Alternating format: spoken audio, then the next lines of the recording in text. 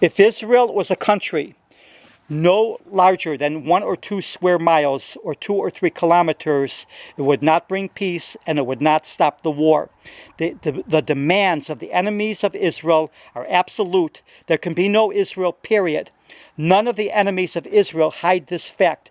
They openly declare their goal to completely destroy Israel and annihilate its Jewish population.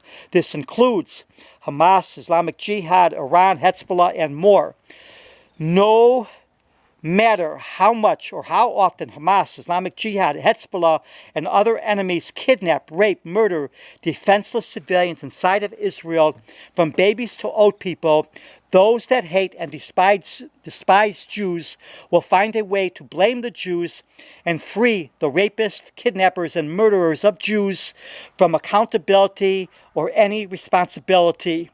October 7th showed the true colors of these rapists, kidnappers, and murderers, and the millions in the West that support them and their crimes. It did not start on October 7th, although October 7th was the worst pogrom since World War II. Prior to Israel becoming a state, Arabs, their descendants now called Palestinians, attacked Jews throughout British-controlled Palestine. There was the Hebron massacre in 1929 and many more massacres of Jews throughout Palestine and other places in the Middle East and North Africa where sizable numbers of Jews lived. Throughout the more than 75 years of Israel's existence, there has been constant deliberate attacks against civilians inside of Israel, including the waves of Hamas and Islamic Jihad suicide bombers into Israel. Israel withdrew from Gaza and hoped that the fences and barriers separated Gaza from Israel would be enough to protect Israeli civilians. Hamas said over and over that their goal is to murder Jews. They spent years preparing for this terrible war that has now unfolded. They built tunnels to protect themselves and deliberately left the civilians of Gaza without protection and to be used as their human shields.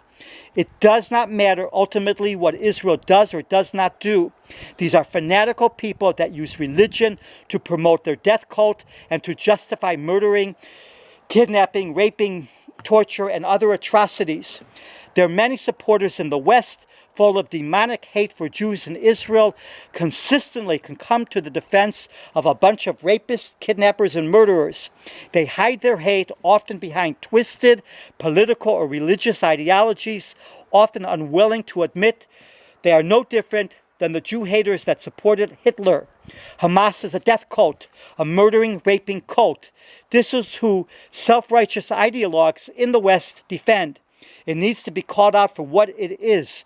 No one has to support or like Israel, but no decent human being on the planet should ever excuse, deflect, defend, justify, condone, or promote rape, kidnapping, mutilation, murder, as millions of people across the globe presently are doing.